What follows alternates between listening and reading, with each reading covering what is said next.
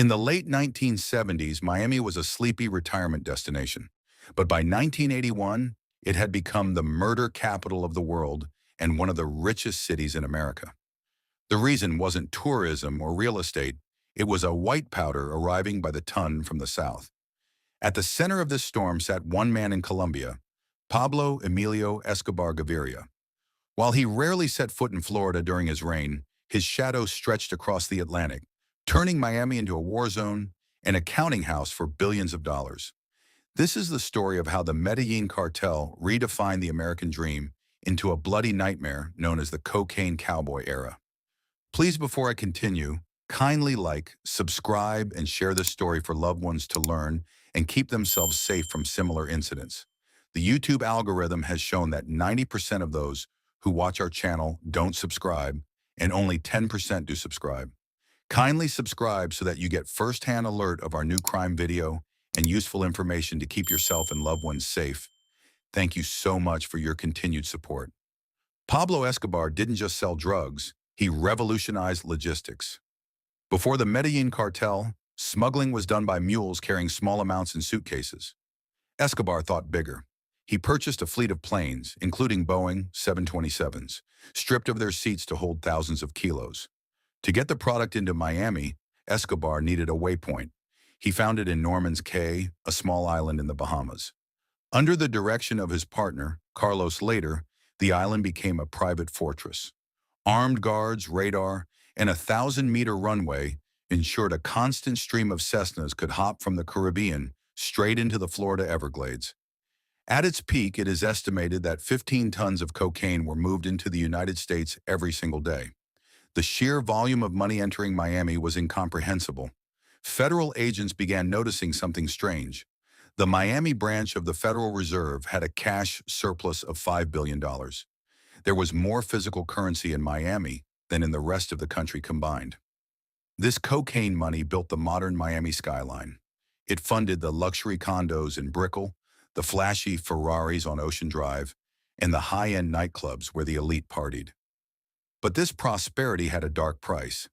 Escobar's policy of plata o plomo, silver or lead, traveled across the ocean. If you couldn't be bought, you were eliminated.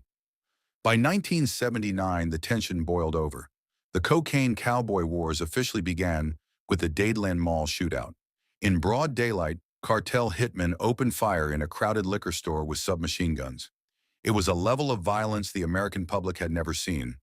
Escobar's enforcers, most notably the godmother Griselda Blanco, who operated under the Medellín umbrella, turned the city into a shooting gallery.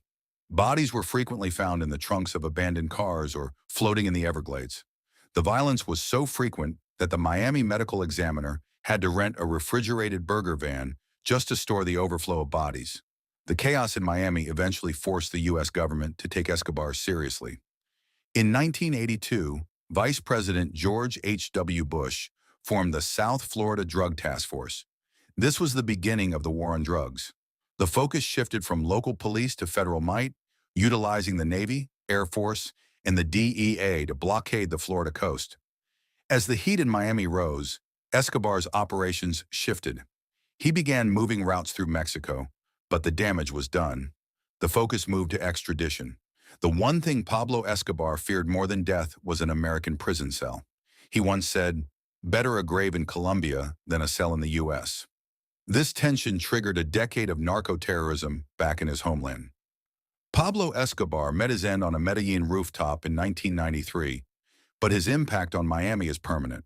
The city we see today, the glitz, the towering glass skyscrapers, and the international banking hub, was built on the foundations laid during the 1980s. The cocaine cowboy era changed law enforcement forever, leading to the creation of asset forfeiture laws and the militarization of police departments. It also solidified the pop culture image of the era, inspiring everything from Scarface to Miami Vice. Pablo Escobar never lived in Miami, yet he was its most influential architect for a decade. He turned a vacation town into a global metropolis fueled by blood and white powder. The era of the Medellín Cartel remains a cautionary tale of what happens when a single man's ambition becomes powerful enough to dictate the fate of two different nations. The planes have stopped landing at Norman's Cay, and the refrigerated vans are gone from the morgue parking lots, but the echoes of the 80s still linger in the humid Florida air.